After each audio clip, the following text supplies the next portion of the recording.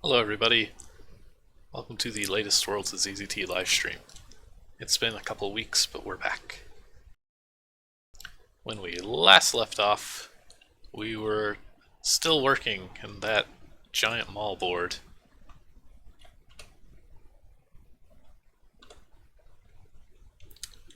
And man, it's still got several empty rooms in it, but tonight we're gonna keep those rooms empty and worry about that later.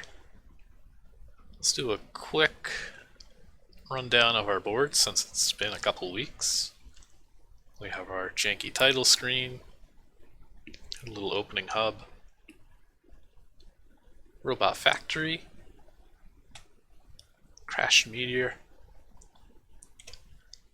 underground tube, Martian park,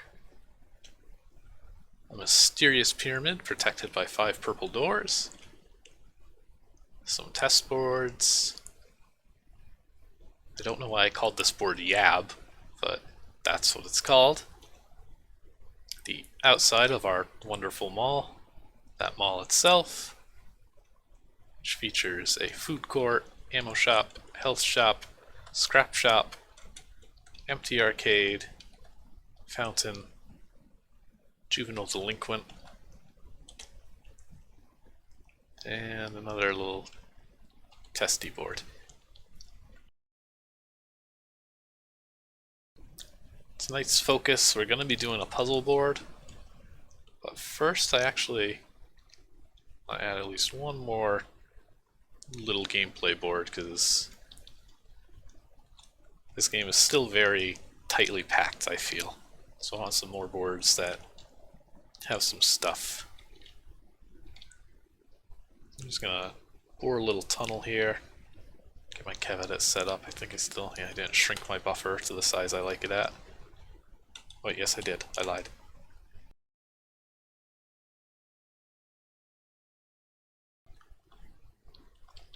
Gonna add in a new exit onto this board. This is honestly kind of a long walk here, but that might be something to address for later. For now, I'm gonna pop open that board information with I, add a new connection, and I mean, this is an idea that I had.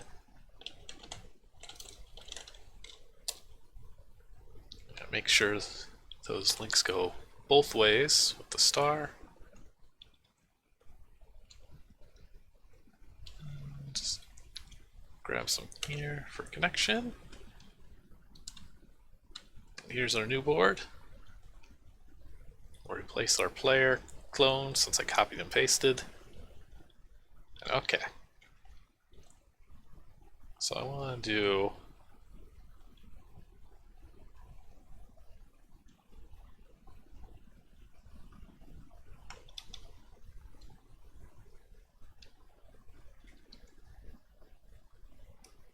oh, nice. I managed to line that up properly. So I was thinking, right now, all our sort of boards that aren't like places, all these little travel boards, you go through them once, you get your stuff, and then if you have to go through them again, there's just nothing left. So I wanted to do a challenge that doesn't go away. And I admit, this is not going to be the fanciest of challenges, but it's something. And that's something, some green water here, is just going to be more spinning guns.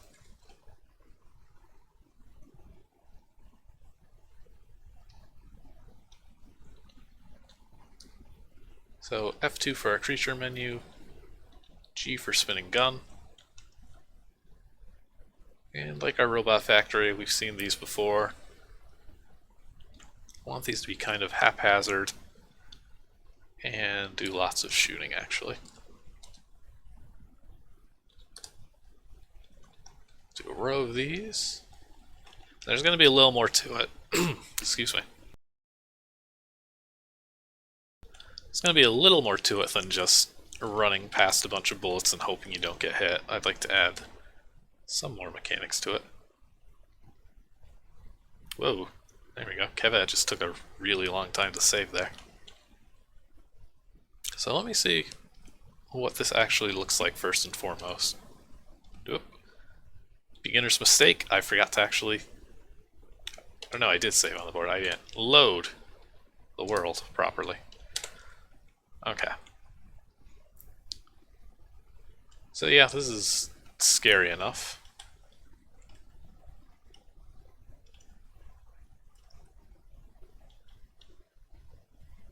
You can definitely get through it pretty safely, but...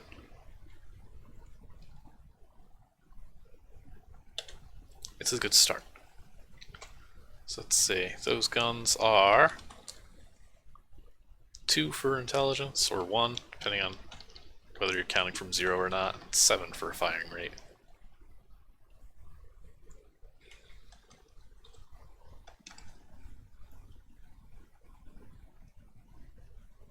Let's go ahead and just rip off town completely. Make this slightly more complex. Add a bend in here.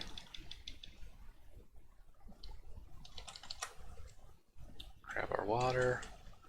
I'm using green on purpose, which will be revealed why later.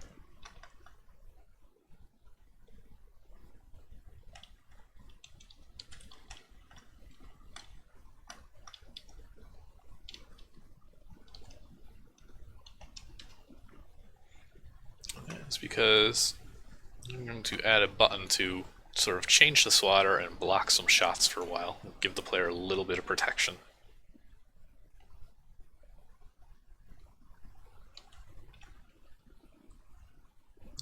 I want to adjust my spacing a little bit. This path is... I want this path to have a center row, so I'm going to just move this up once by copying and pasting. Control X and V like anything else. Do the same here to make sure that our tiles still line up properly.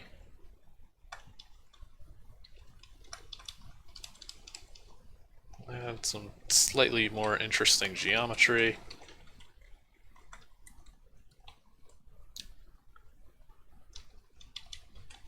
That actually looks a lot better. It's amazing what happens when you don't just make right angles for everything.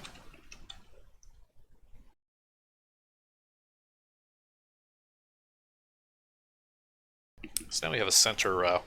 We can have a button here.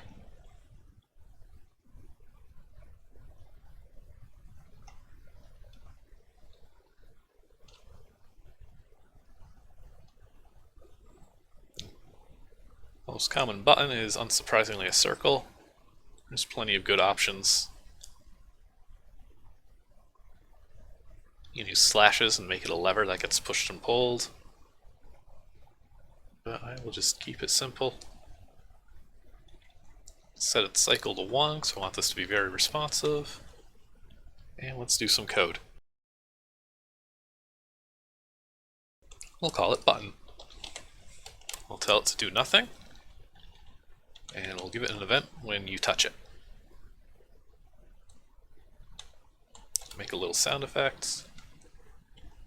And keeping with tradition, I am just going to type stuff.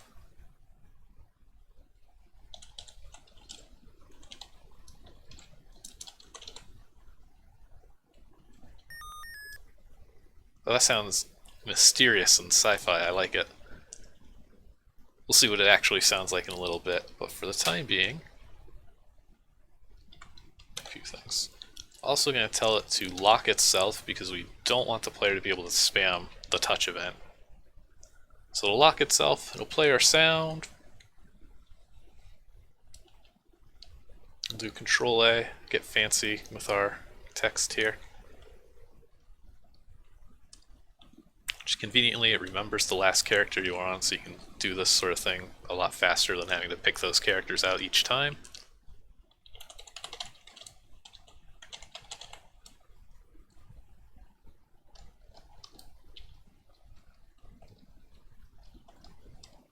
Oh, I lucked out and had like just enough room there. And I don't think we used... Did we use change? I don't think we've actually used the change command. We're going to turn that water into a solid wall, which, unsurprisingly, is the change command, as I just said. So we're going to change green water. It doesn't have to be green water. You could just say water, because this is the only water on the board. But we will change that to a green solid. Actually, let's do some more demonstration of weird ZZT stuff. Let's change it to a line wall. We'll set our ends to stop code. And let's actually just take a look at what we've got here, and we'll hear our sound effect properly.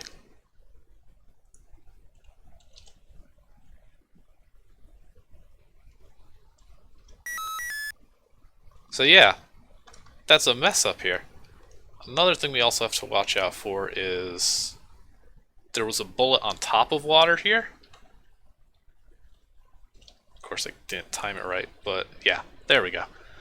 So when we touched the object for our force field, the water was like this. There was a bullet on top of it, and since it's on top, ZZT doesn't look underneath things when doing things with change or put or detecting if something exists on the board.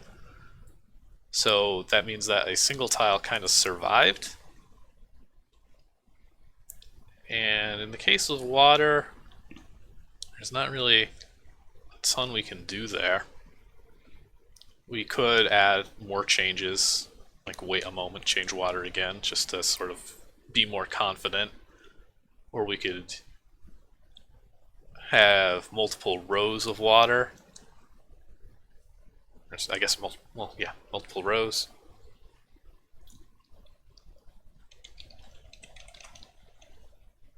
And then we're a bit safer, because unless there's two bullets directly next to each other, we're guaranteed to be safe. Actually, let's make this a bit more force fieldy.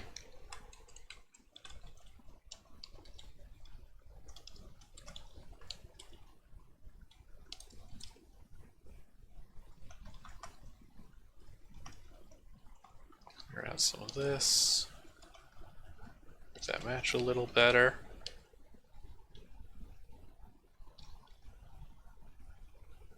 Close enough.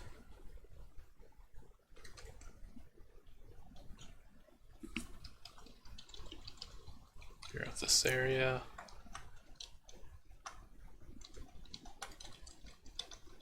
There we go.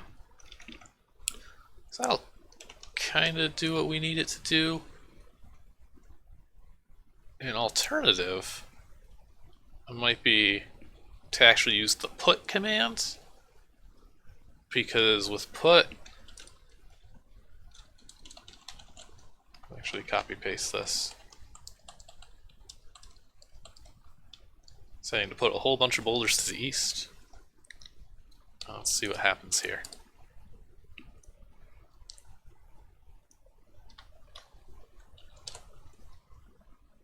And we're game pause, and as soon as I unpause, there's just instantly a complete row here. Well, I mean, as complete as I told it to be. You could do something like that, which will work a lot nicer. I think that might actually run into the same problem, though, where the boulders will stop because bullets aren't pushable. So I guess that's not actually all that great of a solution, and you should ignore what I just said. But it does demonstrate what we talked about a little bit in earlier episodes, where some commands sort of end the cycle, and others will let you run multiple lines of code in a single cycle. Put is one of them, so you can just produce these long lines of boulders or whatever else. There is a limit. I believe it's like, I think it's at 30, 32. It's a lot. It's not enough to cover the entire board from left to right, but it is definitely enough to cover it from top to bottom. So you can do some interesting effects with that, especially you can like shove the player away. Did I do that? I think I definitely should have had the player get shoved in the mall if I didn't. But you would put a couple of boulders in the direction of the player, they'd instantly be pushed away, and then just right away change the boulders back into empties. And it's as if nothing ever happened. But that's not quite what we're going for here. So I'm just going to go back to my buttons and water. And we also saw that our line walls looked abysmal. Actually, let's see how really, really bad they look when we have our big force field instead of just that one line. Like, that's awful. I have no idea how ZZT is determining these characters specifically. The good news is there actually is a very easy fix for this. You kind of see the pattern.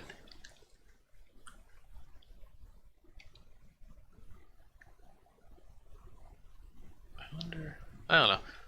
Now I'm just very curious about what determines these characters. That's definitely something for those of us in the Discord to figure out, even though it's kind of pointless.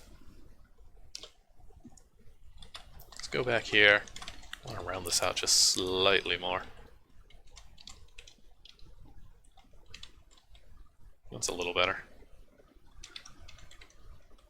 Yeah. Okay. Anyways, like I said, this is an easy fix.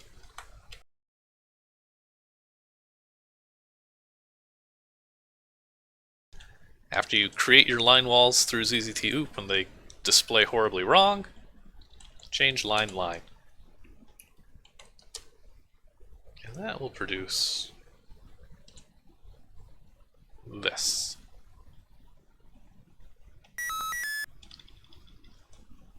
And there we go. Now we got a proper force field. Our bullets are blocked. I don't think the firing rate's high enough for it to get through a wall that's 2 spaces thick. We still have this. Let's see if we can actually fix that entirely.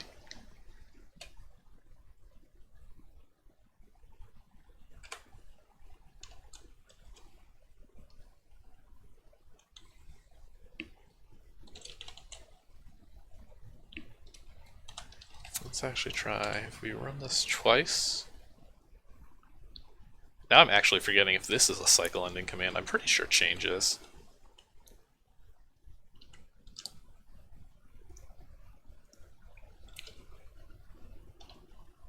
Oh, let's see what that does. Nope. Well, I'm gonna live with it. We've got sort of other solutions with boulders and things. Worst comes to worst, you could change bullets to emptiness or whatever else you want to do. I'll just get rid of that line since that didn't do us any good. We'll get back to our proper coding here. So we're going to actually have a timer. Put this all on hold. Let's see, we are running at cycle 1.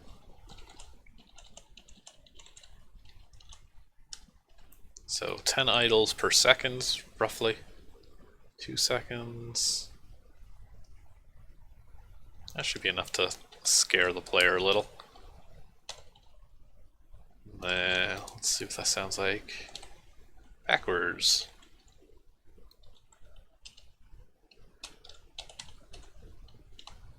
Some of these commands actually matter.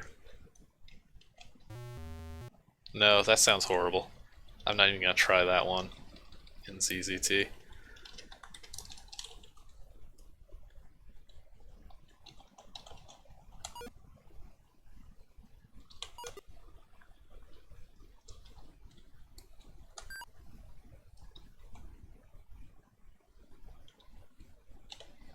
Try and make them quarter notes.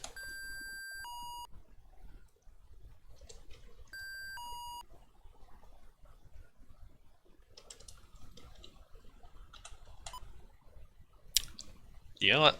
A single C note, that's good enough for me. And we change our lines back into green water. We didn't really cover ZZT's got weird water. We saw way back in our episode 0 when we were playing demo that there's this sort of regular ZZT water, and then there's some different water in the demo.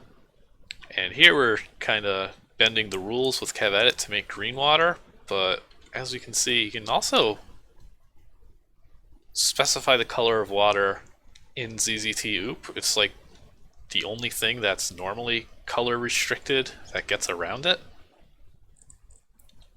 If you did that like with a green line or whatever, it would just not work. But we can do it with water. So that lets us go back and forth a bit. Let's see how long this timer is and see if I can make a run for it.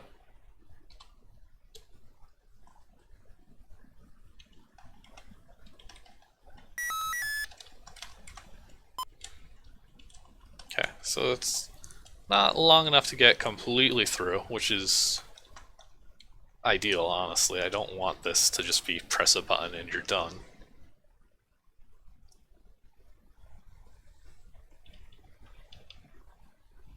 We could actually make it even more challenging. I'll make the button last longer if I'm doing this, but...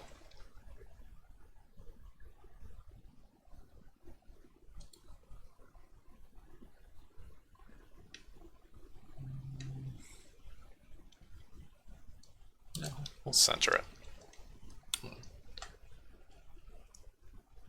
Ah, I forgot to switch to KevEdit there. But I moved this in a little bit, added this way here, so it's sort of an optional thing. You could just skip the button entirely.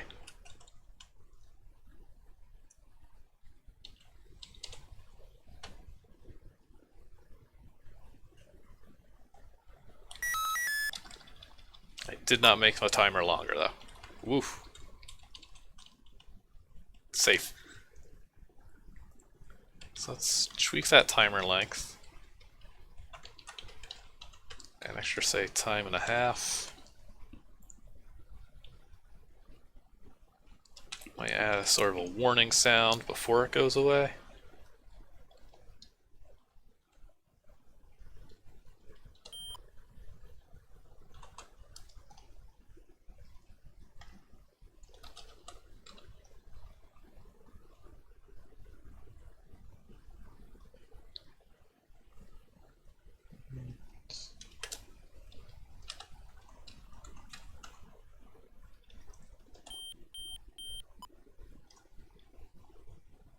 It probably should be a little earlier. Let's see what this looks like, sounds like.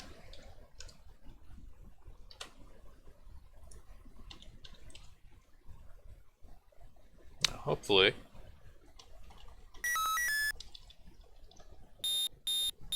Ooh, that's much harsher in ZZT than it was in KevEdit. I'll lower that pitch just a bit. So I think I got something okay here.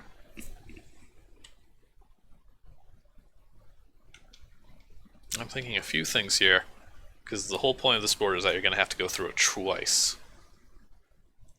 So I want to actually block this side off on your first pass, and then on the way back, block this door.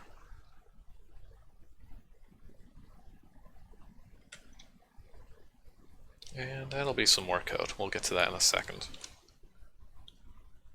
For now... oh, that's what I wanted to do. We actually hit I and open up our board properties again. This is definitely an ideal candidate for re-enter when zapped. So now you have to get through without getting hit.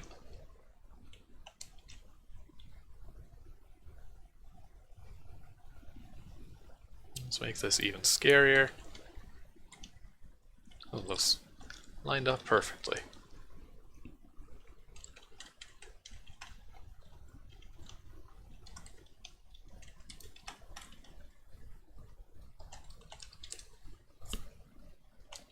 So let's see.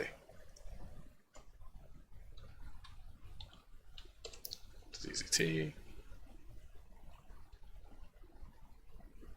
Oh, that actually...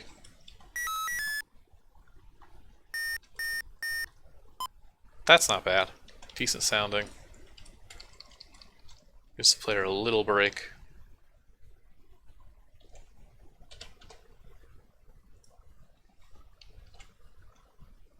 So I'm going to make some temporary doors.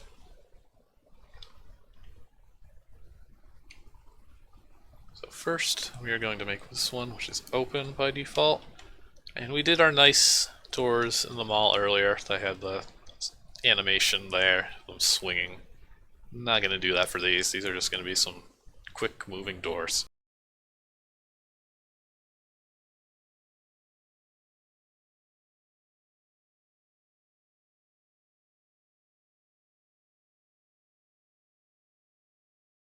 I forget if we used a line. This is the problem with it having been 2 weeks. I don't remember what we've done already.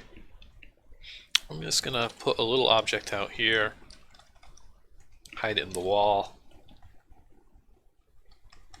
Now here it's very important that we use cycle 1, because if we make this cycle 3 by default, player will be able to run right past without this thing getting a chance to act. Door check. Call it door check. We're going to make it loop, give it a custom label. Check if it's aligned. And aligned in ZZT has a typo. It's got 2 L's. Very important. Aligned left open. We'll have it idle just to cut down on repeating code that doesn't need to be repeated. And then one last time, we'll tell it to jump to the loop.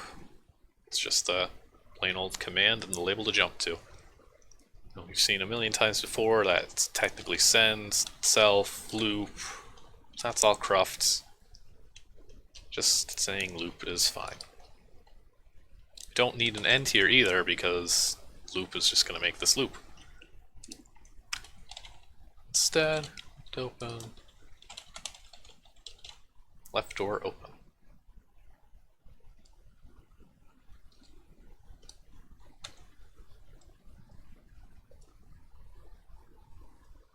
Actually, we're going to have it send left door to open, and then we're going to have it stop entirely.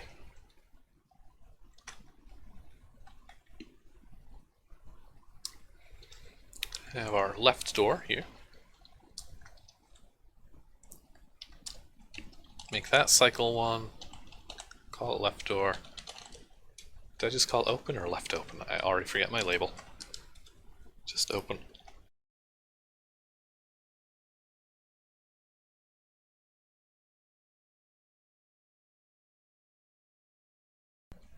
So that'll tell it to move east and then south.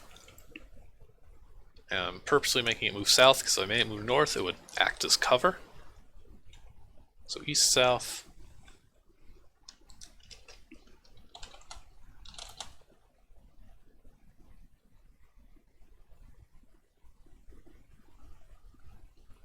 Yeah. Left door open. Right door close. We're going to do it like this. I'm going to make these basically the same object, so I'll just copy it into the buffer with insert, place another one down, call this one right door. This one moves west and south when it opens, north and east when it closes. We'll add the close label to this one, north and west.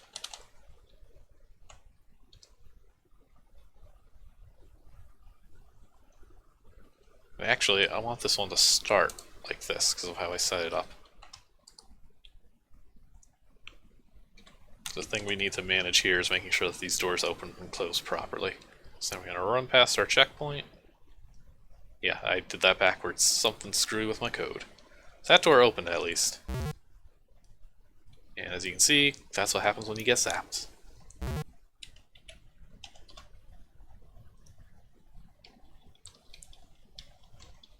So close. That should have been northwest.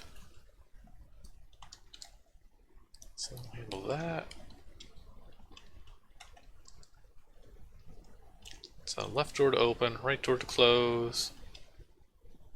Let me actually rename this. Left check.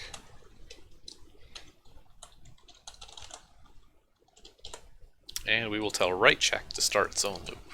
Again, copy paste.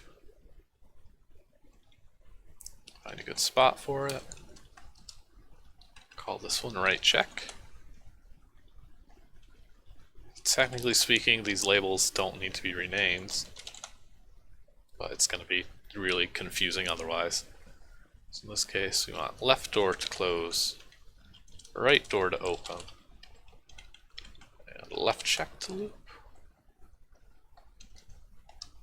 And I think this should let us go back and forth between the sides, and I'm just going to add in some transporters here for debugging to speed up the walk back and forth so we can make sure that this does work properly.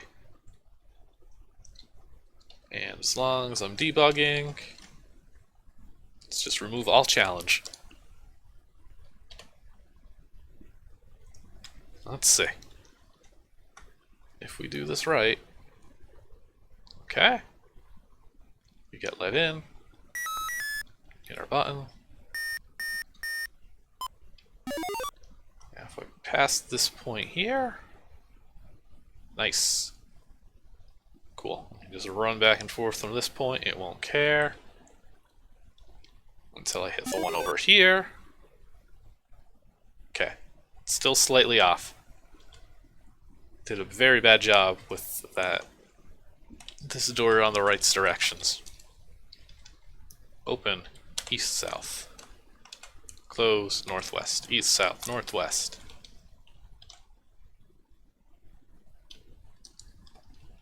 And also, going all the way back into here, we still never did this. We never added our unlock, so that way we can actually hit the button again after the force field has been shut off.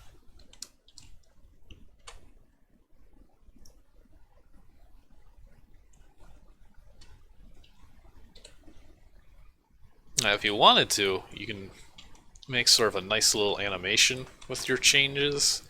You can have it sort of fade from water to breakables, normals, and solids. And that can be a bit more of a visual timer than having my high-pitched beeping. And it'll look a little nicer too. We want to get to puzzles. Just want to make sure this is looking good. Got this fantastic door. I like it. Hit our button.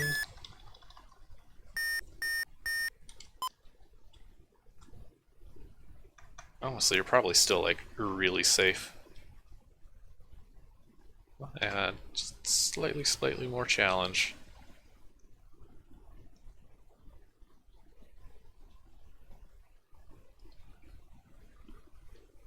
Let's just cut that timer down a tiny bit.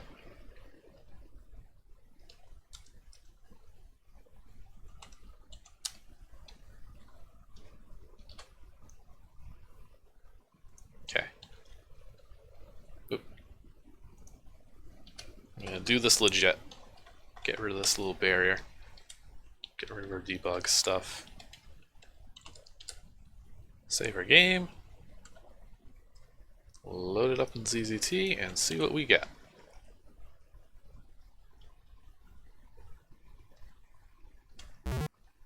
Darn.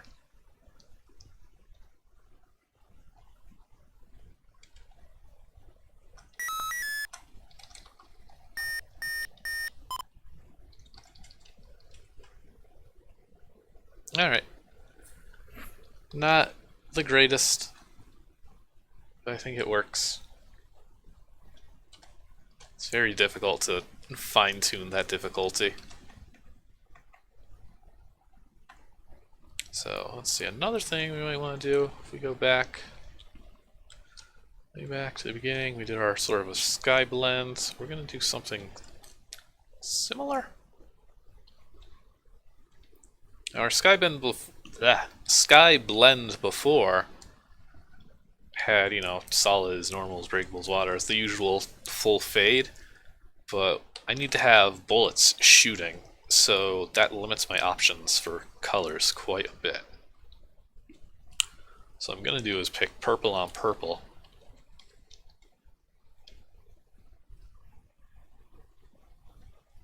Something a bit more like that.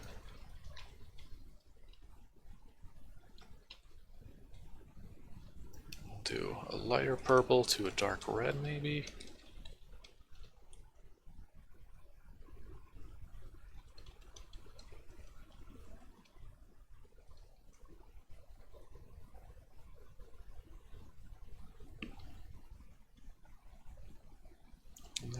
we'll do a dark red to black.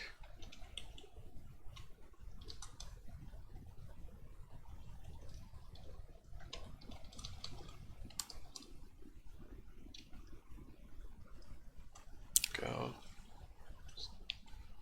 Yeah, we've just been using plain old red normals, haven't we? Yep, we need to use fake walls because otherwise we're just going to block the bullets. It's still not the most colorful thing in the world. Let's add a little bit to it. We'll make a... Let's go with something cool colored.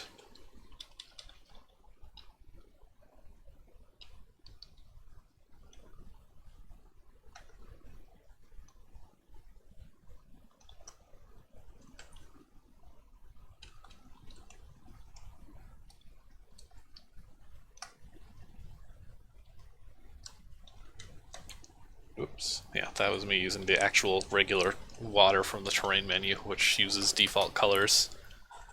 So I'll go pick the water out of the pattern buffer here. Do that. See how this looks.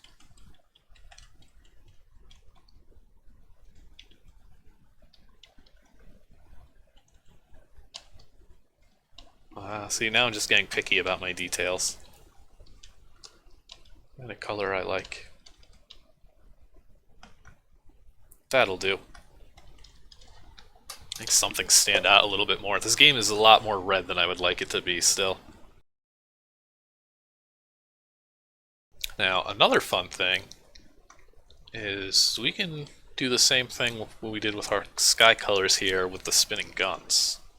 So I'm going to put one in the pattern buffer, go back to purple on purple, hit D to shut off the default colors, and just redraw right over them. So now it blends in, it's a little more seamless.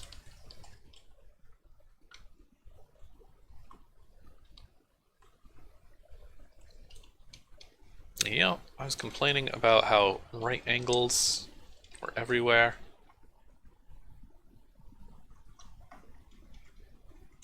Let me just add a little bend.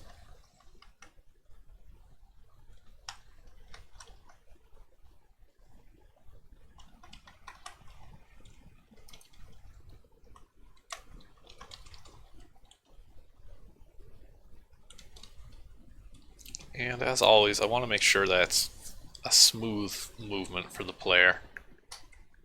And they're probably not going to be running all the way to this very bottom row. I'm just going to get out of the way of those guns as fast as possible. So I'll cut through here. And that's a board. Can't even tell there's any spinning guns until they start shooting. Actually, let's make sure to include this theming. We'll make a little sign. Oh no, I did this style. We'll do the traditional ZZT sign. Brown. Oh man, I forget my Greek letters, but this guy. That is like the universal character used in ZZT for signposts.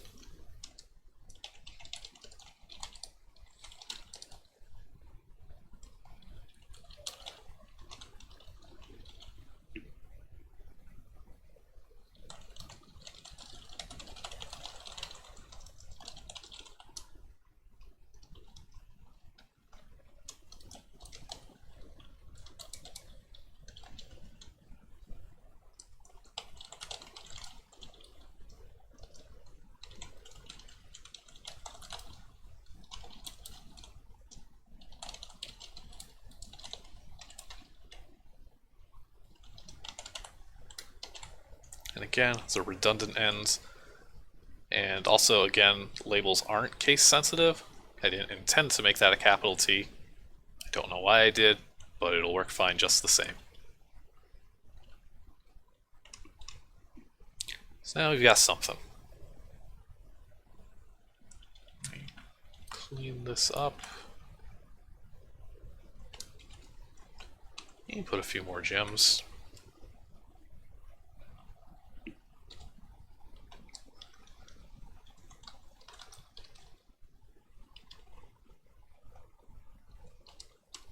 Nothing much. But we've got a board. And again, open I menu, I for the board menu, and we'll add our next board.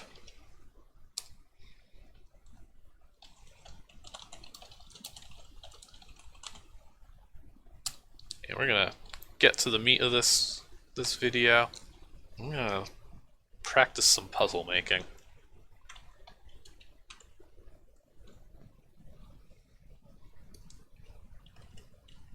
Count my spaces, line everything up. Boards are connected both ways.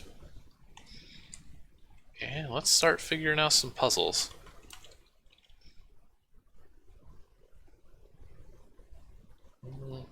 I don't want this to be red. I am tired of red.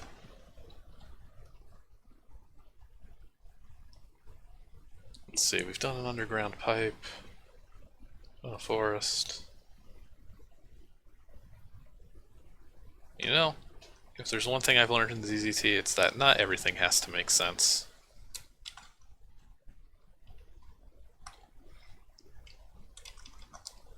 I say before making sure to fade from red to blue.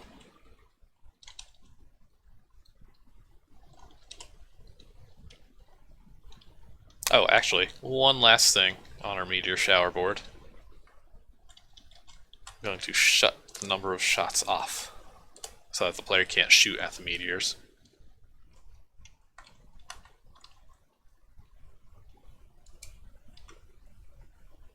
I did my fade backwards.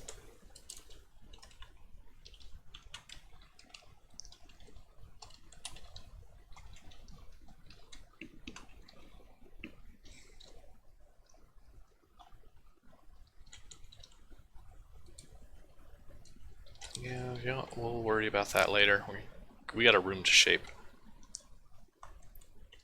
So for puzzles, I mean, ZZT's got lots of stuff intended for puzzles. Open up our item menu, you've got bombs, which, you know, you can shut off, disable shots and have the player have to push bombs around to blow up breakable walls. There's keys and doors. You can make puzzles where you have to pick up keys in a certain order to keep getting more keys. That's a common one. There's conveyors, which we've seen if you were here for our Super Archaeologist Simulator stream. There was a really cool puzzle where you would turn things into conveyor belts, and then the conveyors would hopefully slide an item into position for you. You go into the creature menu, well, then you get pushers, which I guess is the only real one there. We've got sliders and boulders for traditional puzzles there. Invisible walls. You can do better than an invisible maze, though. Don't do an invisible maze. You can do fake walls, and you have another bad puzzle where the puzzle is to find the actual wall. We've got blink walls, which you can have boulders block, transporters, you can make a little maze with those. Ricochets, I mean, this is all stuff without really doing any coding, which also opens up quite a lot of possibilities. So what I want to do with this board for this stream is I want to just showcase a bunch of options. If you see something you like, I would advise just working on that. Pick one, keep at it, and just make one large good puzzle, because I'm just going to kind of fly through these in comparison just to demonstrate a bunch of different things. Because if you make a puzzle and it's too easy, it's kind of pointless, and if it's too hard, then nobody enjoys your game. So I think you're much better off finding something you like and then spending a lot of time tweaking it, a lot more than just adjusting spinning gun timings like we did on the last board. So I'm going to start off with the most basic puzzle of all time. I'm going to make 3 boulders.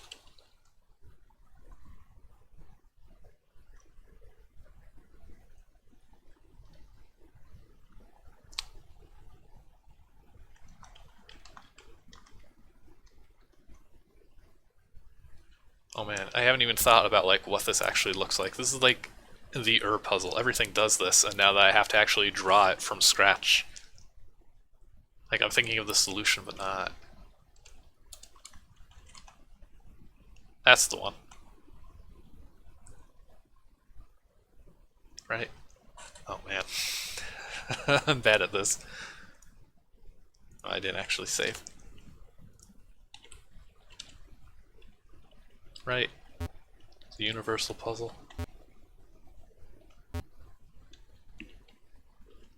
Is there only like one solid? Every game, like, ever has done this one. The Zelda puzzle. Every, like, Zelda game does this. 3 blocks, you push the top and bottom, and then you push the middle one up. And now I'm just blanking out on how you actually do that.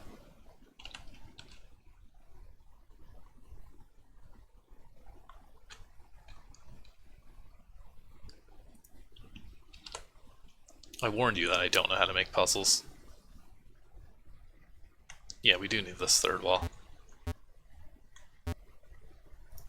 It ain't a good puzzle, let me tell you that.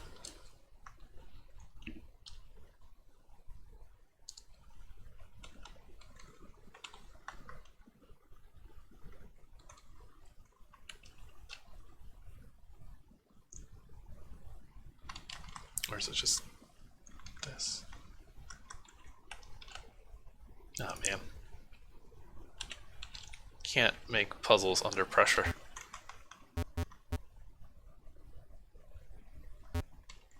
How is it you do this? This is the real challenge of puzzle design, making it, like, at all. Boulders. You can make a puzzle out of them, I swear.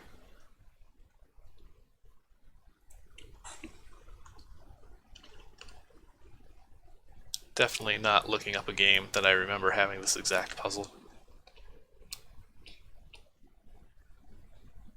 Yep, that's how you do it.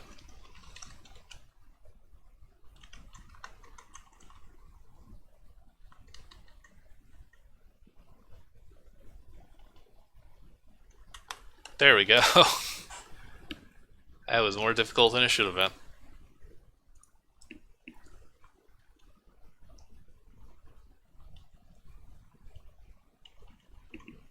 That should be the one.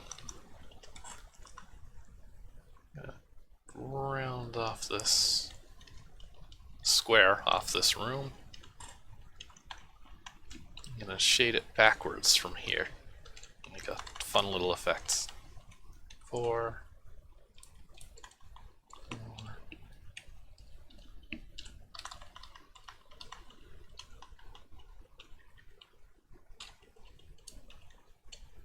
Now again, when you're doing shading, you do have to consider if the player can shoot. Yes, you can. That's what it is. I forgot the second half. I knew there was just like a lone solid wall.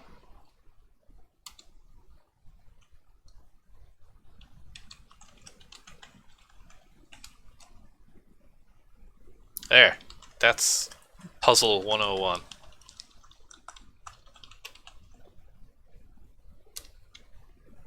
I hope. Anyways, puzzles need a lot of testing, so we'll definitely do our testing.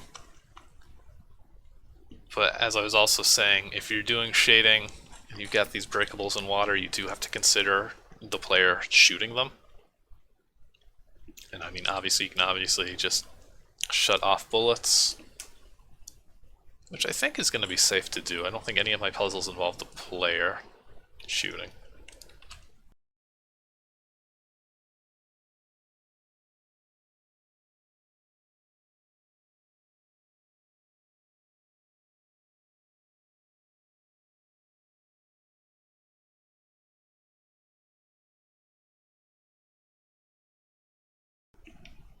And as long as we're getting abstract. Let's do a weird background. Dark purple. No, we'll do the classic.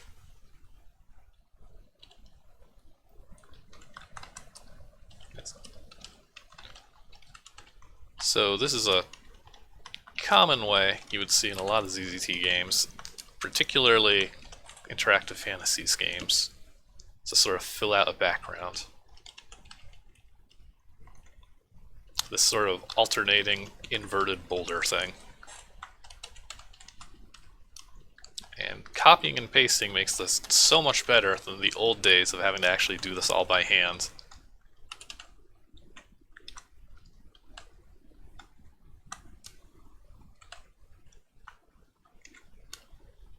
There you go. Now this board looks weird. I like this. There's something to it. It's strange. It makes you think, as any good puzzle board should.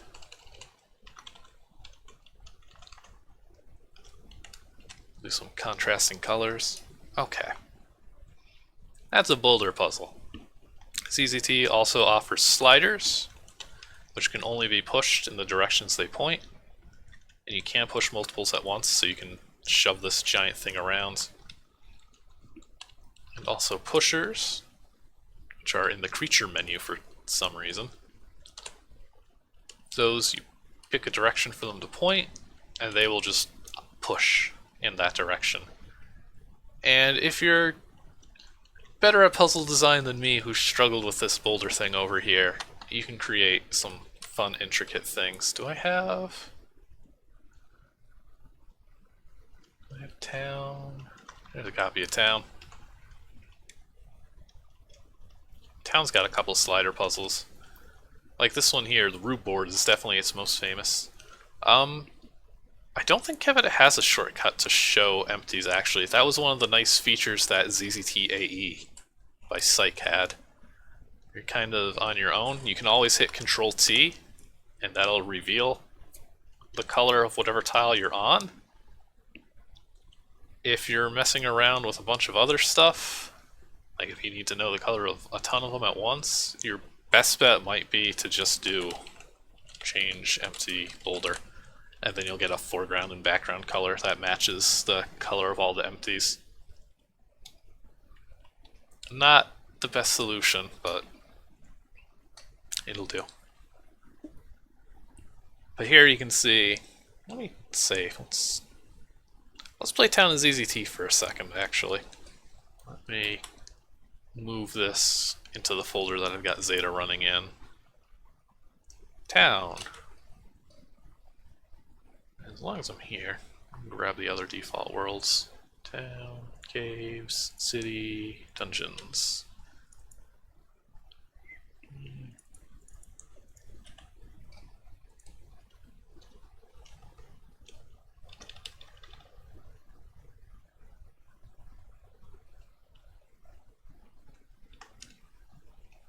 There we go.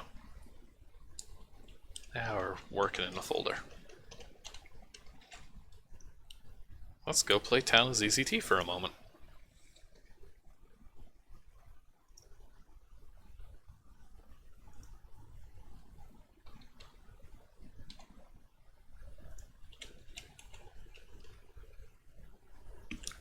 I don't know why I have two copies. Oh, I know why I have two copies of Town. It's because I'm on Linux.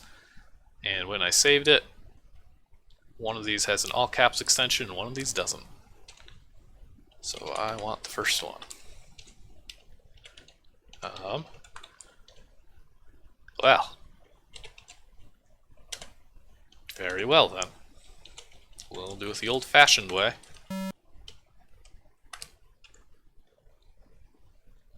And use ZZT's own editor. Rube. There we go.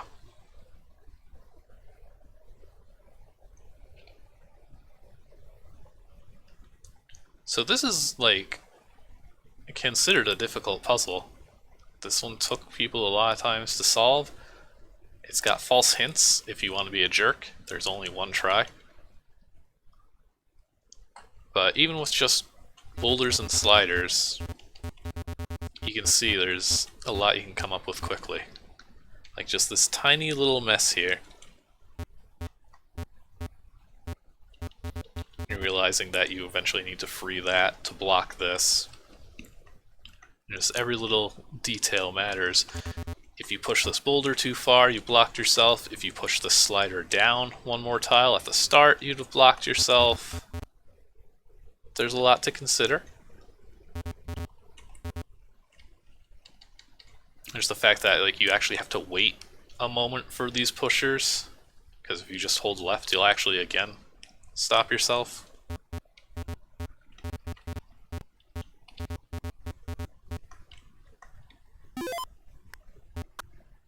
But that's a puzzle. It's just no objects. There's plenty of text with things like arg and think to motivate the player, I suppose. And a big bonus, which is always helpful.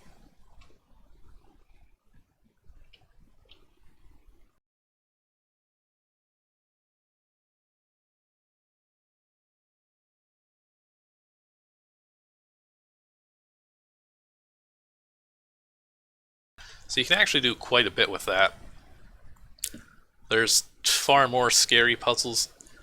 Slider puzzles definitely have a reputation too. They always look extremely difficult. They're usually not as bad as they look, but they definitely can be. One important thing to consider is that you see with the root board that you can easily soft lock your game if you screw it up.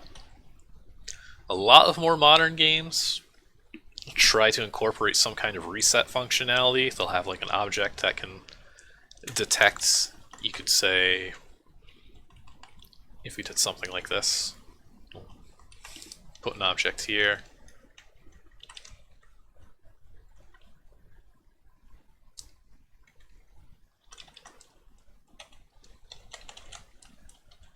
have it loop. If blocked west,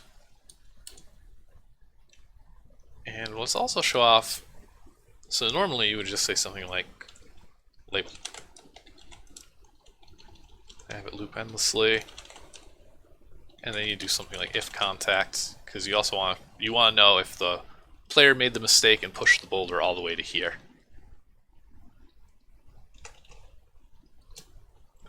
But you also want to make sure that the thing that's blocking this isn't just the player, because that means they solved the puzzle. Say if contact.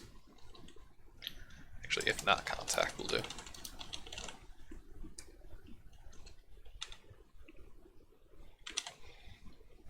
Do a second loop there.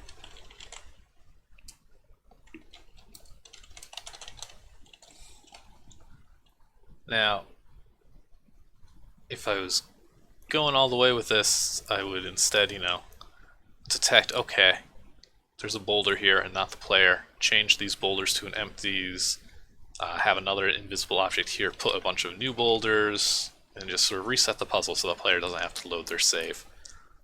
That's the best way to do it, honestly, but I don't got time for that. Load your save.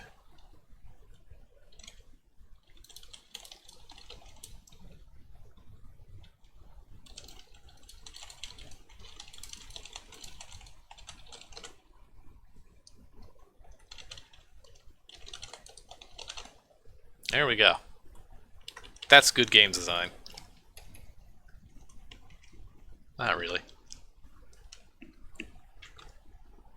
But what is good game design is saving code by combining things. We don't need this mess.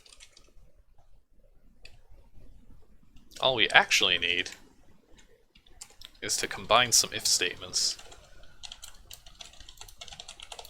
Like that. So you can actually chain things like this. I spelled contact wrong. So you can actually chain if statements like this, which is weird, but it works, and it can save a lot of code, as you can see here. Instead of having to do multiple loops, you can just test it all at once. In this case, your enemy is the maximum line length, because not a lot of extra room.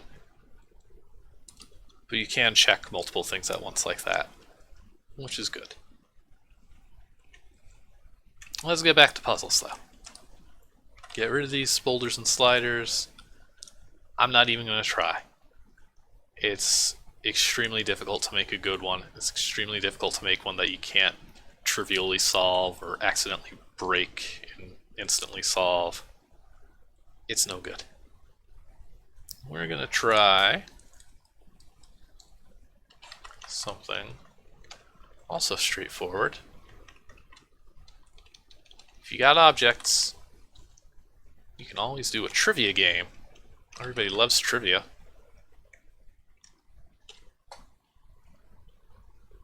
Let's see. Quizmaster. What does a quizmaster look like? A quizmaster on Mars.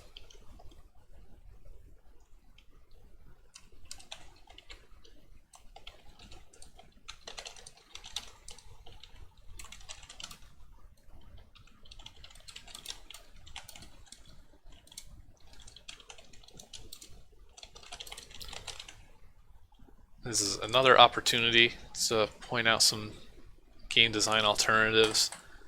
If you're doing something like trivia for whatever reason, well, good news is we all have Google and Wikipedia and all that stuff. So it's probably not the best format, especially general purpose trivia. If you want to do trivia about the game itself, that might be a little better. But a common thing these sort of things run into is you answer the question wrong and get a game over or whatever. And if I wanted to ask how many Martian guards were there in the Robath factory, there's a good chance that the player has already killed all these ruffians and will not be able to find the answer very easily. So that's something to consider. You want your questions to be answerable. It's probably more fun if the player isn't answering them by using Google. So let's say, how many ricochets? There are 8 ricochets.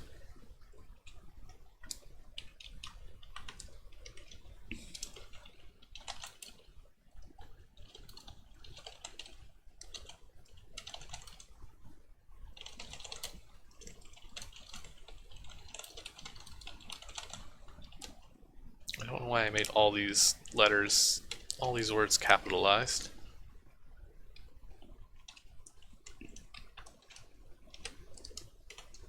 Another thing you have to deal with in ZZT is you're kind of stuck with multiple choice. There is a very creative loophole that will sort of let you have the player input text as an answer, but that's going to be well beyond the scope of this. I don't know if anybody...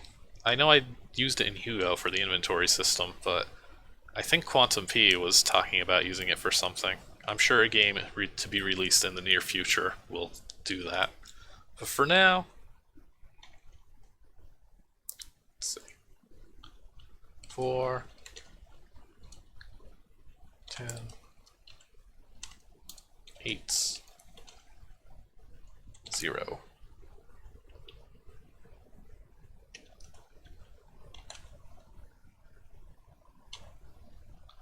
Actually, I'm going to do this. There's another thing I wanted to do. A lot of games that do this sort of trivia thing, especially if it's something like this is something the player can solve, but it might involve going backwards. And if they're going backwards for this question, they might have to go backwards again for the next question, and the next question, depending on what we're asking them. So I'm going to actually set this up so they get asked 3 questions, because I don't want this to be a million questions, and they get to actually answer all of them, and at the end they'll get scored and have to get them all correct.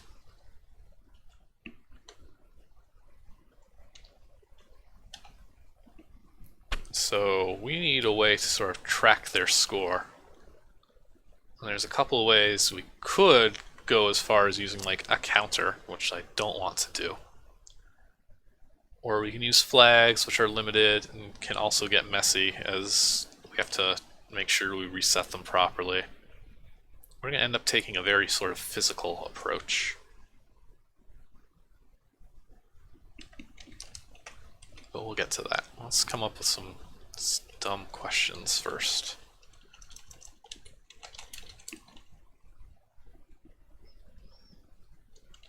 see, the mall. How many people are eating at the food court? 3.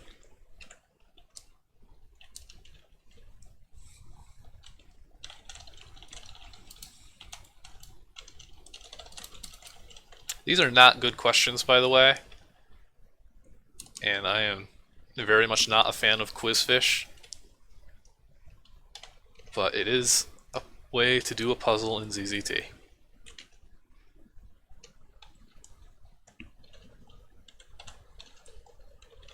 Also, the correct answer is going to be the third one every time. Because otherwise I'm going to have to actually remember these answers in like a week. Just 3.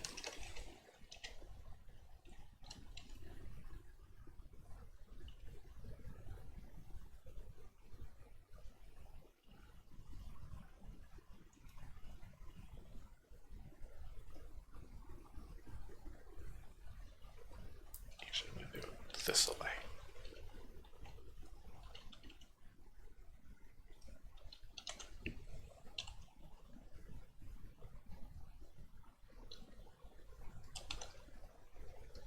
And this will probably give you hints as to how I'm going to keep track of all this.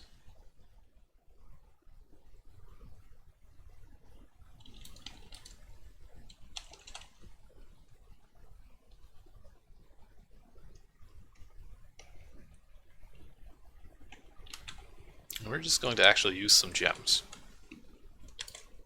Answer the question correctly, you'll put a gem to the east. 1, 2, 3. And then we're going to have an object here. And if that object is blocked after all the trivia has been answered, then we'll know that all 3 questions have been answered correctly. This is some very physical programming, the way we're tracking all this. A bit of a nicer system would be to do it off in a corner somewhere. But again, we want to move fast.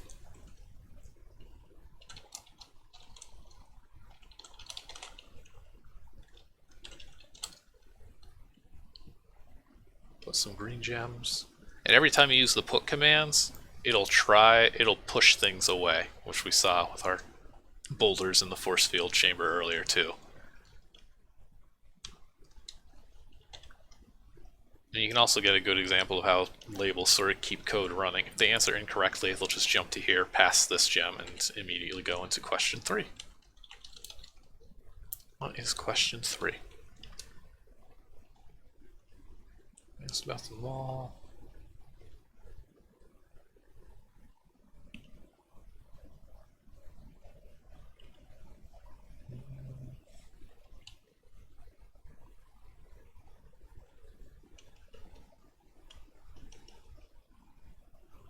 Yeah.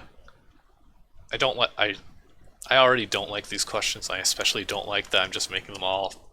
How many arbitrary things are there? But 1, 2, 3, 4, 5, 6, 8 trees in the park.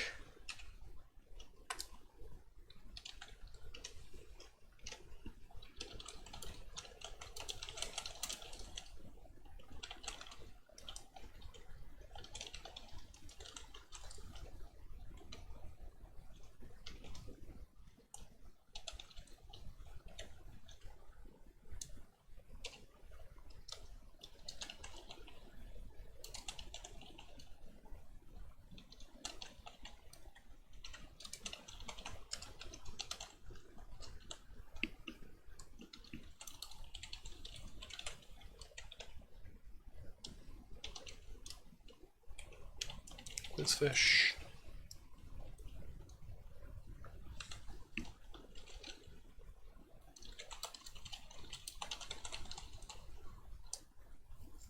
And we're going to send some messages back and forth between objects. We're going to tell score check to check.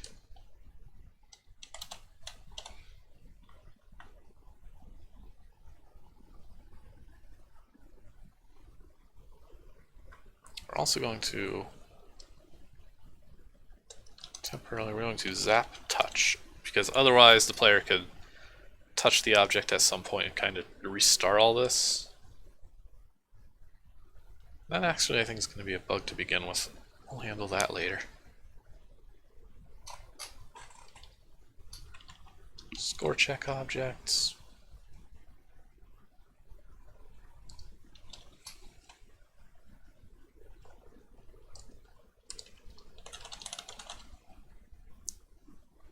cycle 1, we'll do that in code. If it's blocked west, then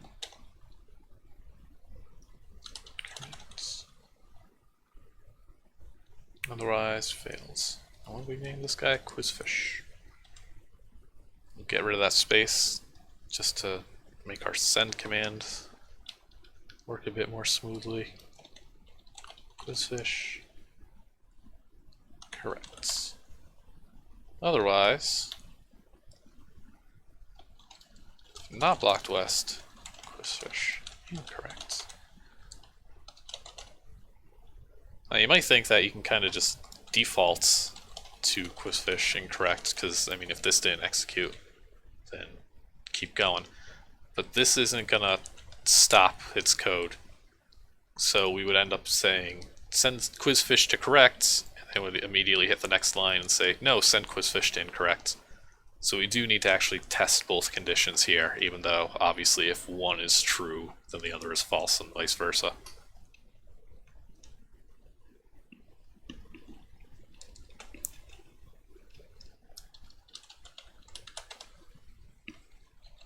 Now again, also if we were playing this really smart, we would kind of count the number of correct responses.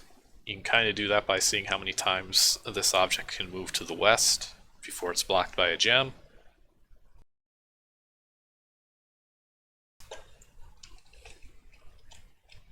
We're trying to move things along. This series is much longer running than I thought it was going to be.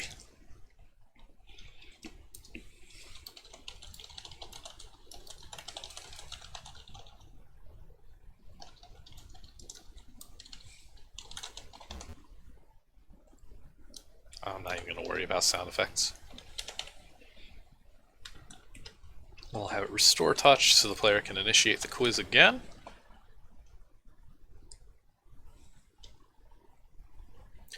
And if it is correct,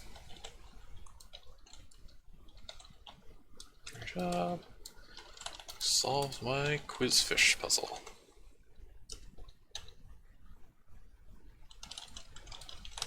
And then he vanishes from existence. Let's do a quick test of this. I think it all should work out properly.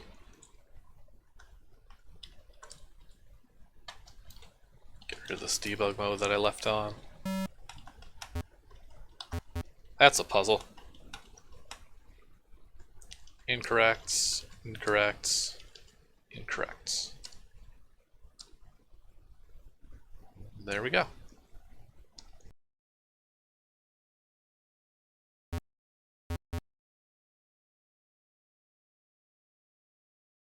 Could be more thorough and test all kinds of combinations of correct and incorrect.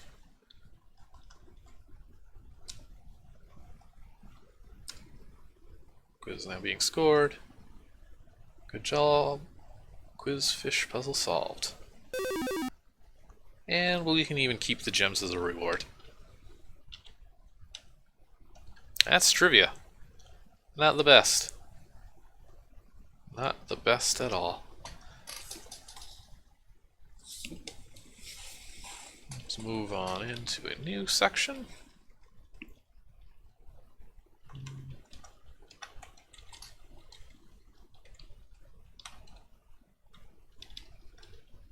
Segment this out a bit. If we back. Next up, I'm going to do a good old-fashioned key puzzle. We do have to consider the way we've used keys before. Kind of don't want to use red, green, blue because the player can kind of take those in advance. Let's see, if we used white, white has been our sort of placeholder key.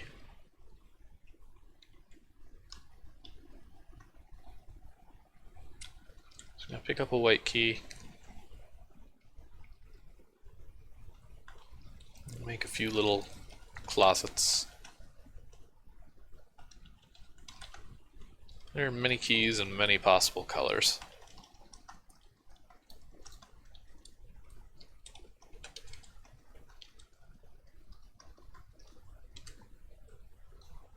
So in this case, I'm just going to kind of make this sort of solution first.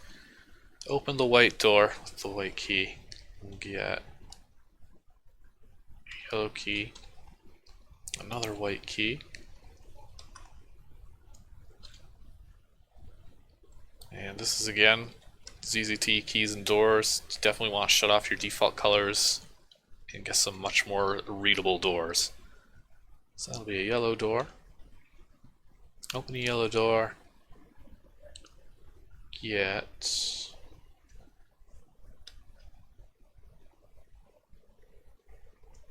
not a lot of options actually. Yeah, key puzzle is going to be very difficult with this because we don't want to use purple for obvious reasons, lest the player grab a purple key and just run back to the beginning of the game.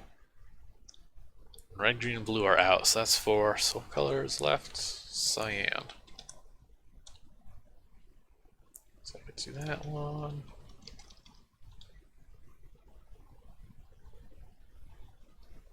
So let's see if you open the cyan.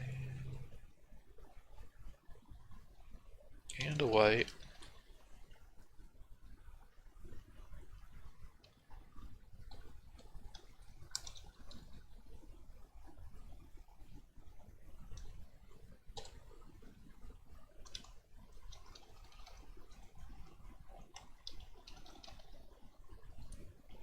Kind of just going haphazard at this point. I should definitely be thinking this through a bit more.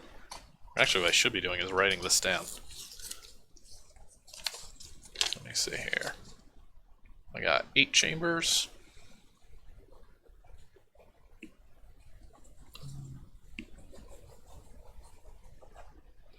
Start off with a white key. Open a white door. Gets this white and yellow.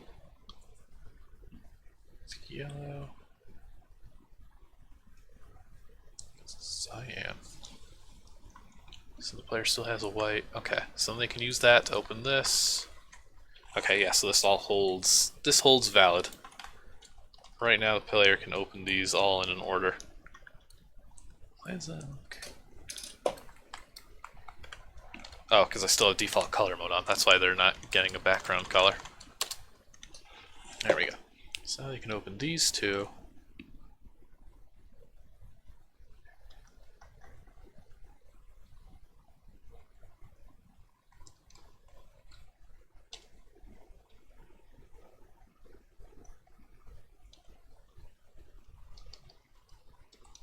Door here for that one.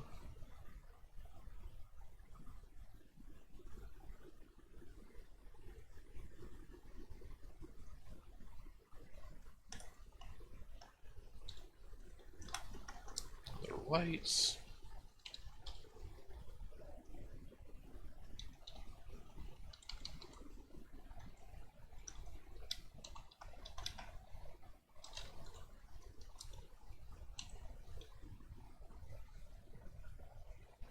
I think let me get this through. Let me just jump ahead, put our player here. I think this is solvable and also screw upable, which is my goal. So white opens white. Grab these.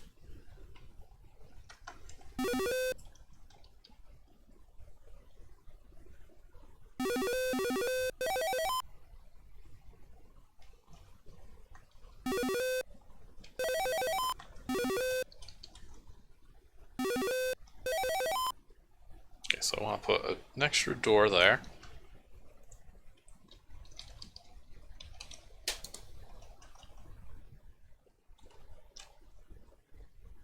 That'll be solvable at least. Basic key puzzle.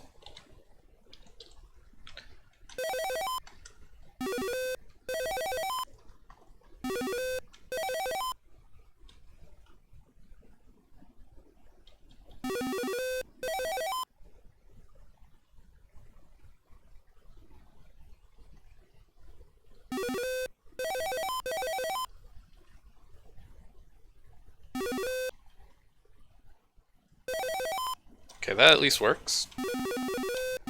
And then that'll be our server tile here. We'll put a button instead of a key, because Lord knows we've used enough keys and doors so far. And can you break this without being, like, extremely goofy about it?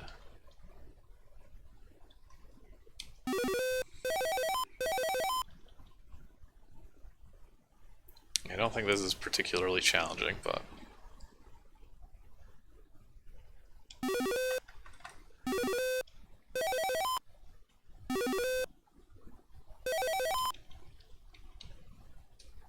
Oh, there we go. I wasn't paying attention.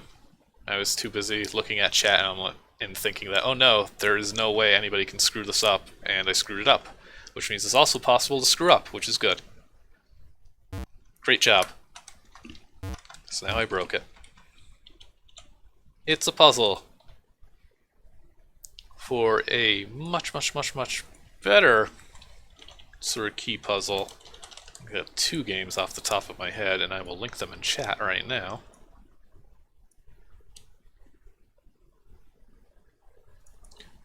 They're a bit more extensive with their keys.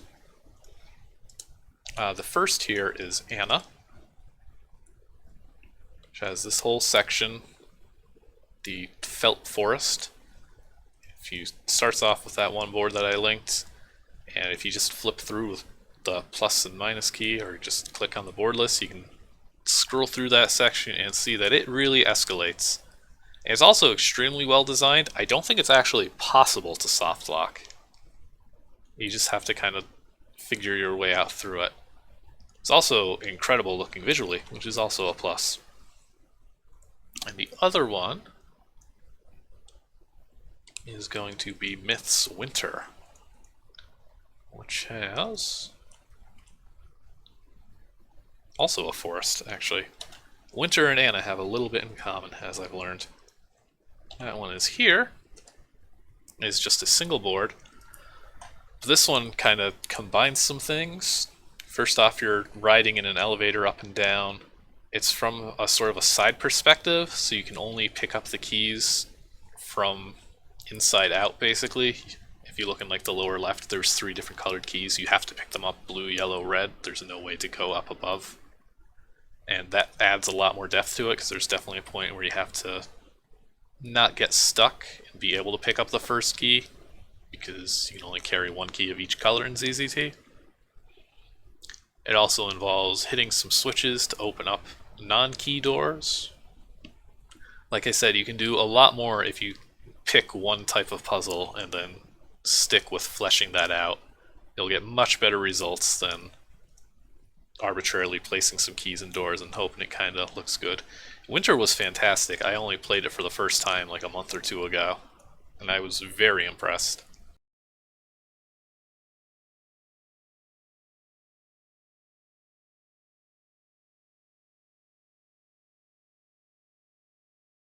Alright, what else do I got on my list here? Done boulders and sliders, we've done trivia, key collecting.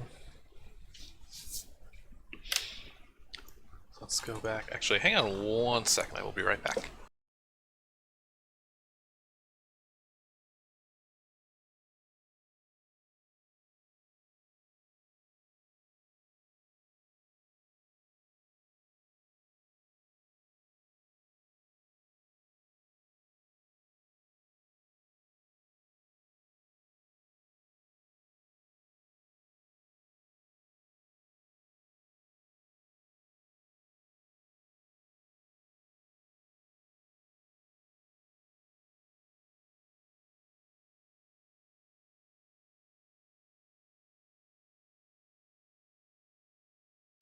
Okay, I have returned. So I'm going to put in a button and we'll move on to our next part of the puzzle.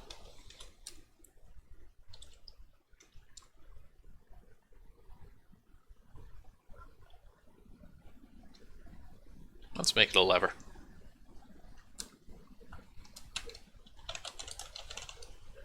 Lever.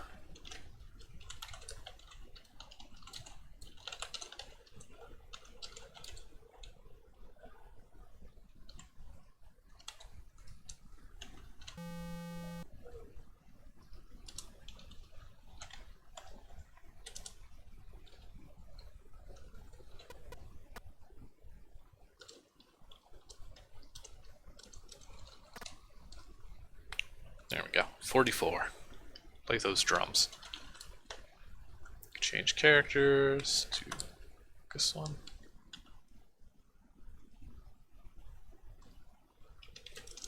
Yeah. Actually, look at that sort of self-referential sound and graphic. We'll zap touch because you can only pull the lever once. And we'll say lever door open.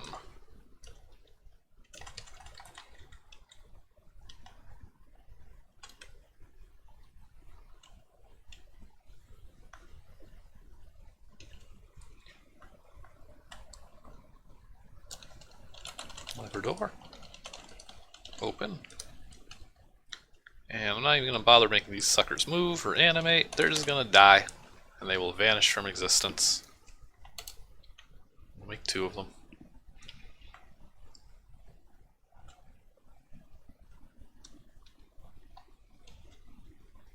If you want to, with this sort of thing, you can do a bit of a red herring. You can entice the player with putting some gems in the empty spots.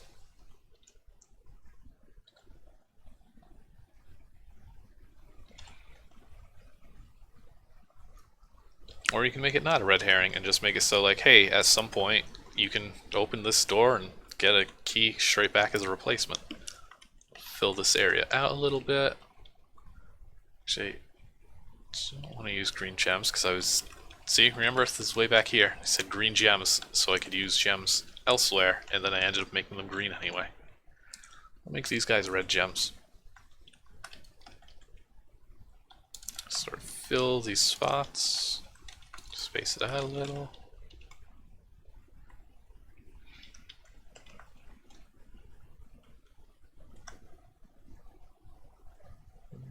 Let's just do that. Narrow things out a little. Okay. Next up, we're going to do something that takes up a bit more space, actually. I'm going to start doing some ricochets. So we're going to actually do a couple of objects here. I think this might end up being one of the more complex things we've made so far.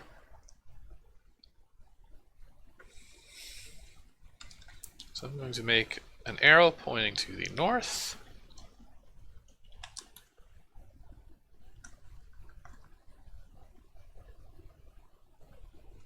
And a ricochet. And this is going to be one of those puzzles where we basically move walls around to shift how bullets react to being shot at ricochets. So we kind of make a correct path.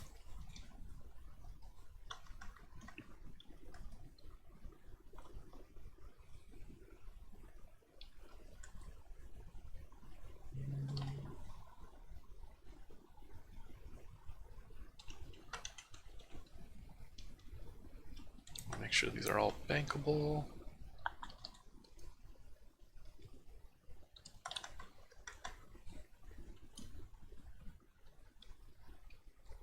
And we'll have a target.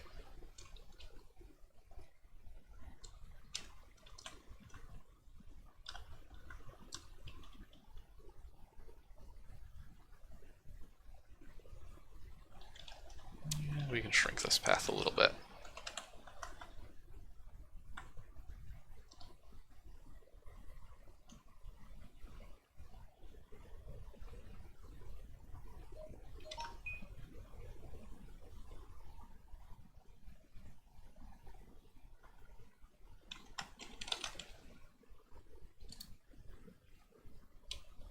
Kind of drawing out the path there with breakables.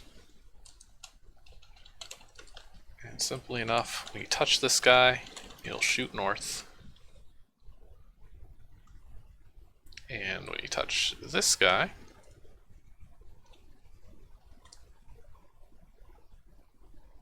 we'll do another lever, and we'll tell the panels to move. And we'll lever.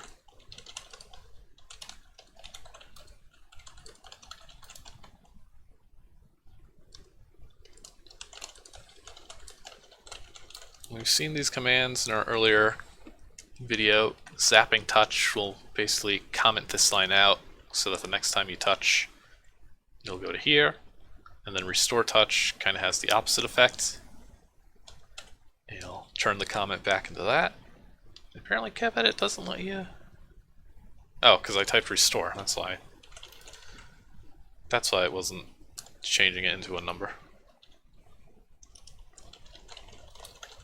Make this cycle 1.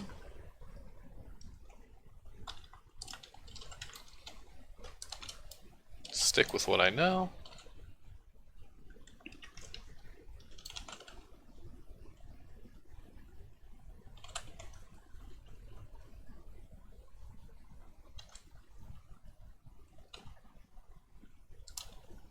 It's technically doing the same thing both times, but this will make a little lever, which will send a panel object and tell it to move around from position to position.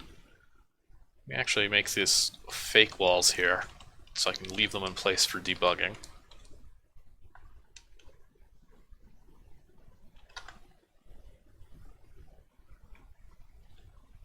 Start doing some panels.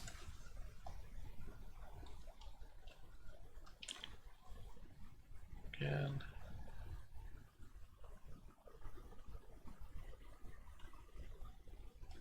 Could make this nice and animated. I will not. I'll just make it look like a plain old wall. When I tell it to move, just make this thing move south.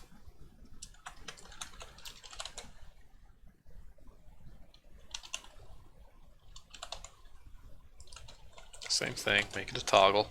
We'll zap and restore. And right now this is very vulnerable to breaking. So here's what we're going to do. We're going to lock the lever when you touch it. Add some idles at the end before it unlocks. This will give the panels time to respond, and that way we don't have to worry about accidentally making the panels sort of desync and get moved out of position. All of this is very physical. I think we should be safe there. Let's see. Next one.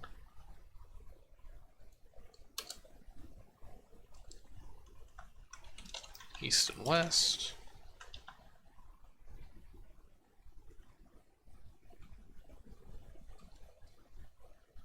South and north. Kind of put both versions in here.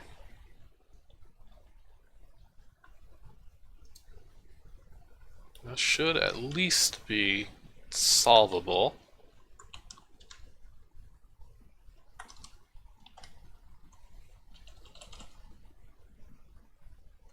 I'm going to do the same thing with the gun object here. I'm going to have it lock, fire its bullet, and wait a little bit so you can't just spam bullets.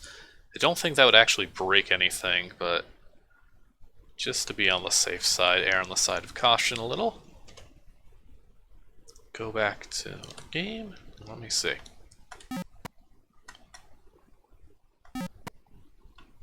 That's a bit of a long pause, but good enough for until I go back to CapEdit. Look at that.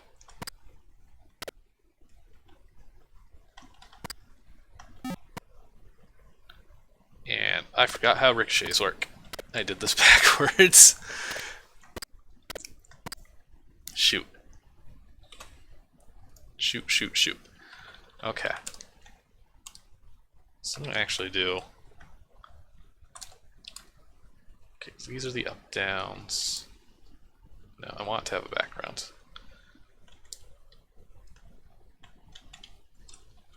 Because that's an up-down. This one be an east-west. Where's that character?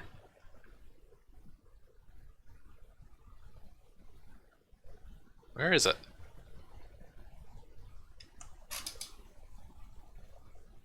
There it is. It's hiding. East. East-west. And we also have ricochets. Okay, so let's try this again. Ricochet goes here. East-west goes here. Ricochet goes here. South-north goes here. Good enough. Ricochet here. Ricochet here.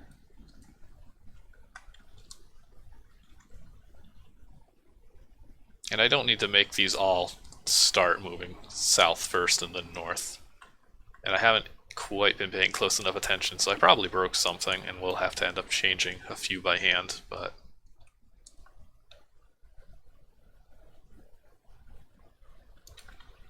let's see. Oh, and adjust that delay a little bit. Oh, that's why I left this thing at cycle 3. So we'll set that to cycle 1. So we get that maximum speed. Try this again. This also looks a lot more clear as to what way these things are going to move when you flip the lever. That's also another thing. When an object moves, it loses its background color. If you look at the recently posted article on common beginner ZZT mistakes, that's one of them. Because it sounds like complete and utter nonsense. Let me link that article. Okay.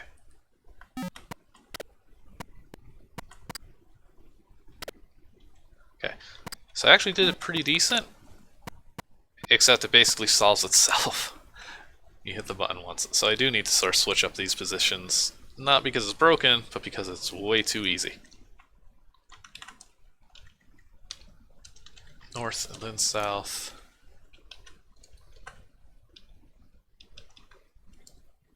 This one will be a west and then east.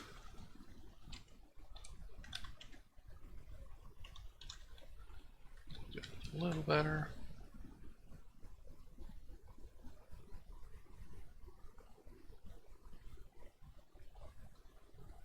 I want to make it slightly more involved. I want there to be more than one target. So I do.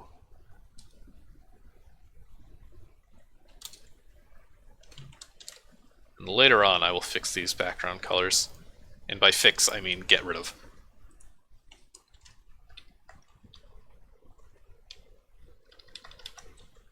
Let's actually code this target somewhat.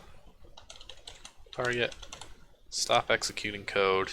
When it gets shot,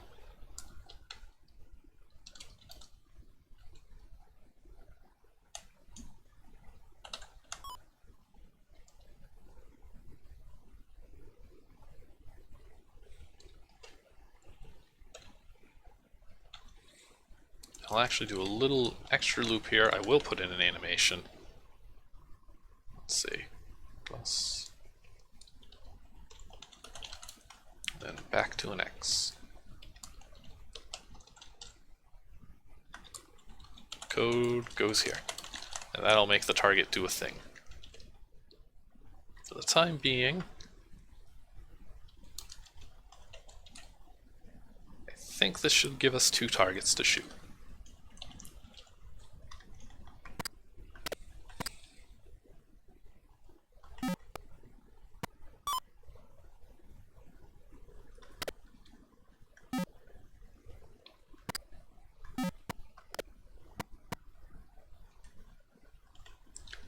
So, since I also made this so small, this is much more of a test of reaction time than intended. Yeah. Not that. Shoot. Okay, getting there. I'm gonna add one more.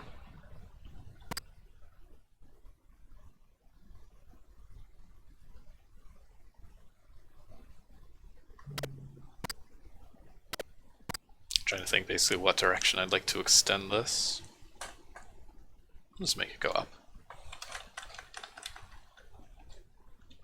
So alternative will be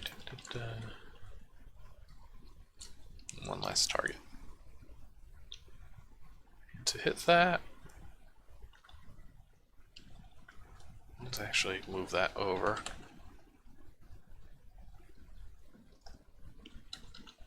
One last ricochet here.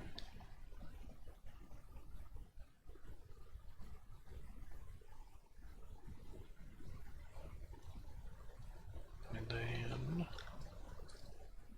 north south. That'll do. Okay.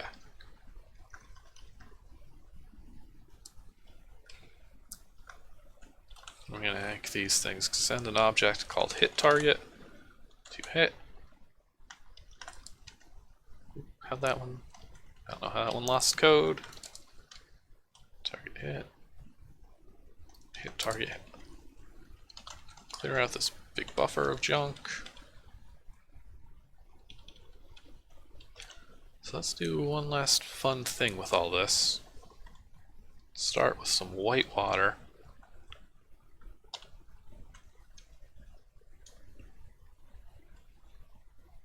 Let's see. Okay, so the player can't shoot. I did decide that in advance. So we can do something fun with this. Shoot. Sorry.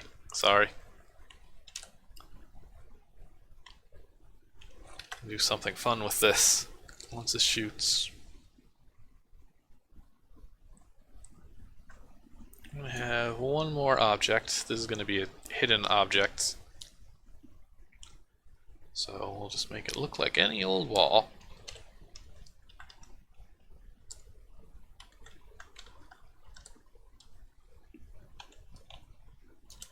Call it glowy. So we're going to make a little glow. Make a loop.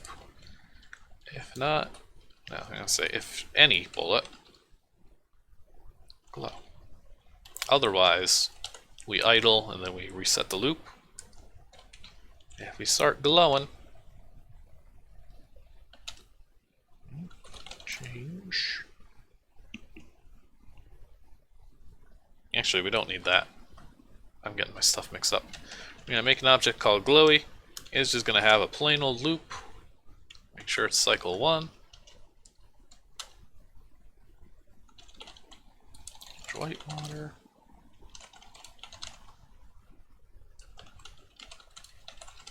We're just going to do this. White to yellow. Yellow to purple. Purple to red.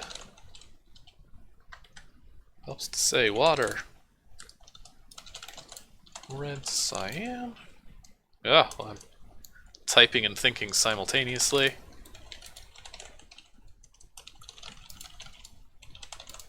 I'm going to use all 7 colors.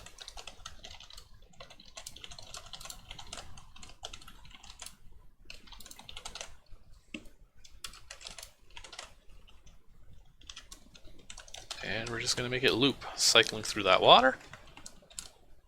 So it's pretty much always going to be changing the water color. Ah, see, now we run into that we used water in our fades, and it's going to get picked up like that. So we do need to do something about that. But we saw with our force field board where some of the water wasn't getting hit by the change commands to turn into line walls because it was being covered by a bullet. And we're going to exploit that to our advantage here. And it's going to end up producing this effect. To do that properly. Look at that.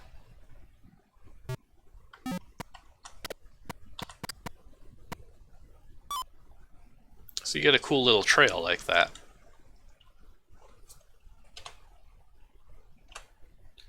But that also means we have to do something about this water. Now, I'm not using a ton of it here. I could just, get rid of it entirely. I'm going to actually try and change it to objects, since there's not a whole lot.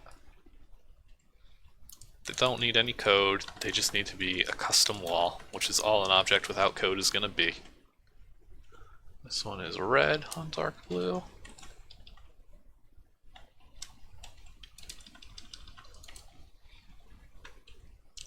And another thing, as we've seen, if we fire wrong, then we kind of run into some issues with our coloring. Okay. It moves north, yeah. So nothing's getting blocked weird. We can also do some sort of a fake wall for a background.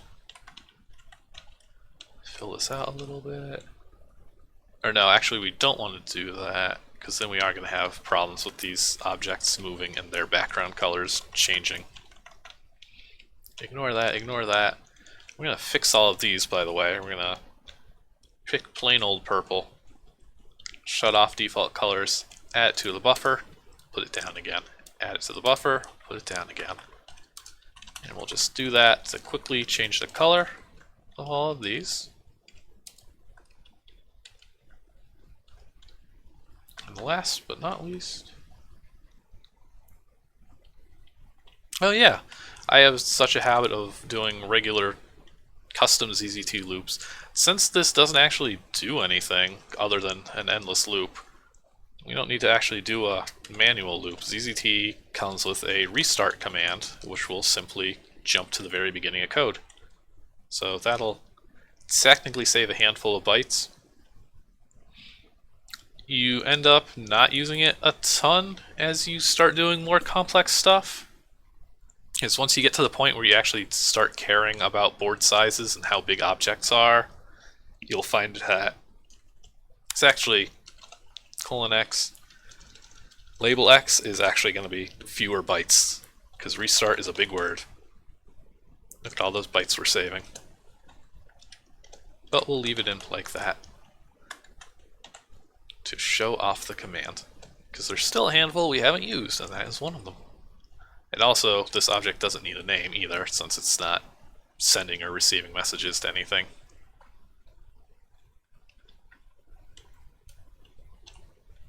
And just like that, we've got one more kind of puzzle done. Well, actually no, I lied. We never actually made this hit target objects.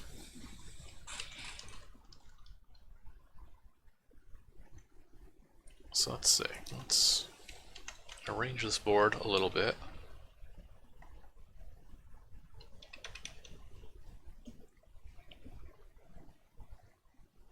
And it could be sturdy door.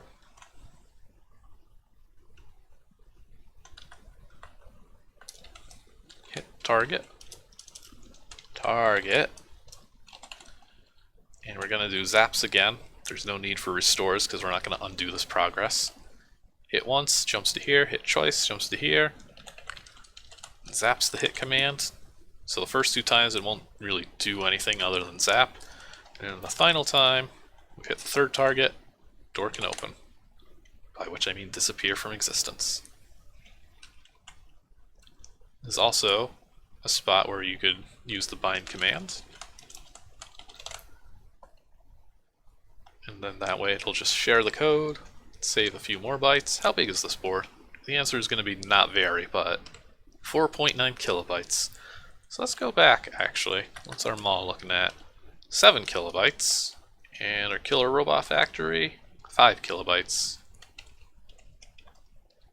So I mean, even though we've got a decent handful of objects here, and even some sort of empty dud objects, we're still very good on space. In fact, we're very big on empty space here, and I kind of need to shrink this down a little. We'll do that at the end. So I've got 2 more puzzle designs I'd like to do, and let's see. Oh, we've been going for 2 hours almost. Ah man, I forgot to hit the start record button. I'm gonna have to download this one off Twitch. So you know what? Well, let's actually do a little bit of cleanup in these 10 minutes, and we'll get to these last 2 puzzle types next week. So I'm going to shrink this board a little bit, and then grab multiple parts of this corner, cut it and paste it, shrink that to here, do the same thing with this. Let's extend this big old boulder thing. Lots of copying and pasting.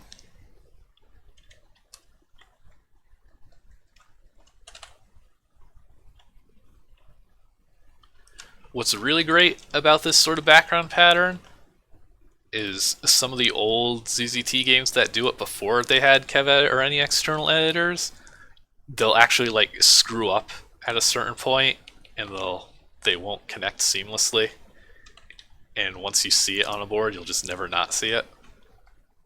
Like they do something like this, where it would almost look perfectly correct if there's this little spot here. I'm going to leave that in. That's going to be my homage. We only need 3 tiles wide. Let's have a deliberate screw up.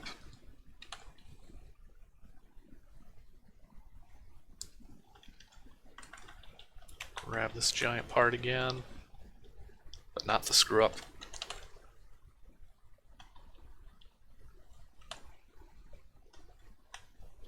What's the bitrate look like when I move these horrible patches? That seems like the sort of thing that Twitch would not like. There we go. This board is weird, and I like it a lot, actually. Okay.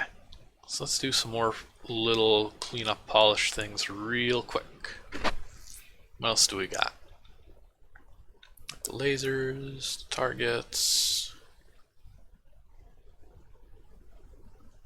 As long as we're doing these, actually this is the one that's got no code. We'll give the player a reward on their way out.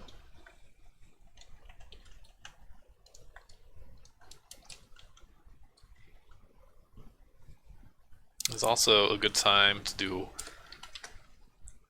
a bonus object. Let's see.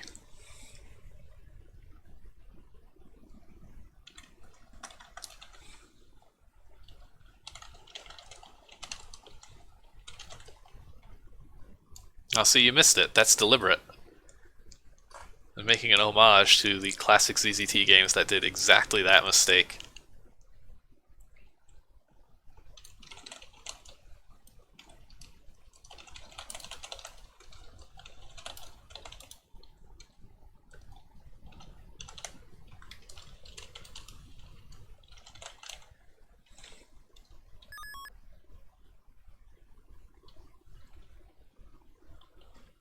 So I get some bonuses for finishing this part up. Let's see, what else do I need to do? This is okay, that's okay. I swore I had something I wanted to do on this board.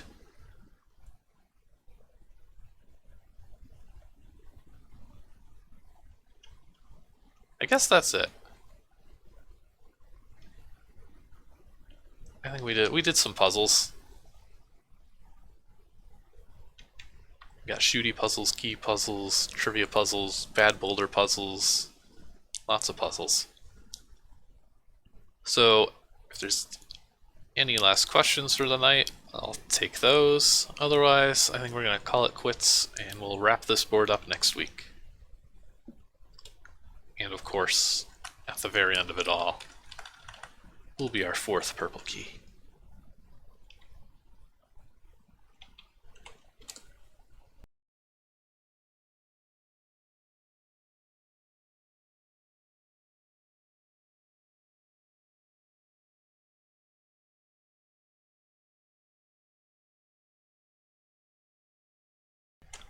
Alright, then we are going to call it a night. Thank you all for joining us. I'm going to post my post requesting any screenshots. Post cool puzzle boards here. If any of you have been playing along, do share. We'll be back again next Tuesday. Wrap this one up. We'll only have 1 purple key left if we're doing a traditional 5-key game, which I guess we are at this point. We'll see where things go. We gotta finish up that mall. We gotta clean up the title screen. There's a few things here and there that need some adjusting, and we absolutely have to play test like the entire game in one sitting, so there's still plenty to be done. But for now, let's just call it a week. And I'll see you all next week. Thank you all for watching.